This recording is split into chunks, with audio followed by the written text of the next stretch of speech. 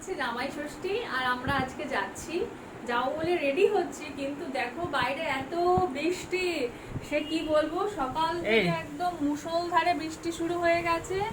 এতদিন এখনো বৃষ্টি পড়ে চলেছে, দেখো বাইরের অবস্থা প্রচন্ড বৃষ্টি। আর দেখো ভেবেছিলাম এই যে জামাই ষষ্ঠীতে যাবো, এই নতুন জামাটা পরে যাব, তাই এই বৃষ্টিতে কি পরে যাওয়াটা ঠিক হবে বলো? কারণ সাদা জামা একদম দাগ ফাগ লেগে একাকার হবে, তাই এইটা পরেছি। এখনো কিছু সাজাগোজা করিনি, তো দাঁড়াও একটু সাজাগোজা করে আসছি।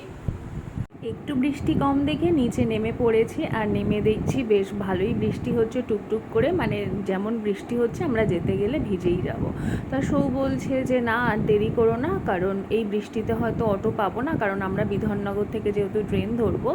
আর যখন অটোতে উঠেছি কি যে বৃষ্টি হচ্ছে কি বলবো, দেখো বিধাননগরে পৌঁছে গেছি।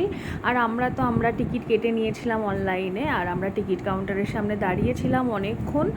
আর হচ্ছে মানে এত বাজে সিচুয়েশান, সে কি বলবো, মানে চারিদিক থেকে জল চলে আসছে। আর দেখো কি ভালো লাগছে না দেখতে।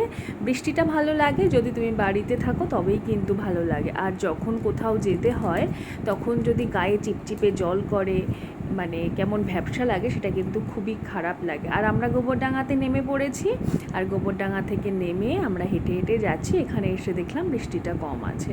আর মা বলেছিল একটু শশা নিয়ে আসিস, শশাটা লাগবে কারণ হবে বিরিয়ানি, তাই জন্য একটু শশা নিয়ে নিলাম। এখানে এত সস্তা জিনিস, 60 টাকা কেজি শশা। আর কলকাতায় কিন্তু সবসময় 80-র নিচে কখনো শশা থাকে না, তাই 500 শশা নিয়ে নিলাম। আর মাকে বলেছিলাম মা আর কি কোনো ফল নিয়ে যাব, মা বলল না একদম ফল এনো না, বাবা ফল এনেছে, তাই জন্য আর কোনো ফল নিয়ে যায়নি। তারপরে আমরা একটা বুদ্ধি করলাম যে যেকালে বিকেলবেলা মিষ্টি আনতে বেরোতেই হবে, আর মিষ্টি আমরা বিকেলবেলা আনতে আর বেরোবো না এই বৃষ্টির মধ্যে। আমরা টোটো করে একদম চলে যাব বাজার, মানে সেখানে একটা দোকান আছে ভালো নামকরা, গোবরডাঙ্গার নামকরা দোকান হচ্ছে সুইটস কর্নার, সেখান থেকে মিষ্টি নিয়ে নিয়েছি। মিষ্টি নিয়ে ওই টোটোতেই উঠে পড়েছি আমরা আবার। ওই টোটো কাকু বলল যে তুমি 60 টাকা দিও, আমি সুইটস কর্নার হয়ে তোমাদের সরকারপাড়াতে নিয়ে যাব। আর এই দেখো জলে কি অবস্থা, বাড়িঘর আমরা পৌঁছেও গেছি আর ভিজেও গেছি একদম। তখন যখন পৌঁছেছি তখনও টিপ টিপ টিপ টিপ করে বৃষ্টি হচ্ছিল। তো যাই হোক, যতই বৃষ্টি পড়ুক আর যাই পড়ুক, মায়েরা তো আর শোনে না কথা, জামাই ষষ্ঠী মানে আসতেই হবে, তাই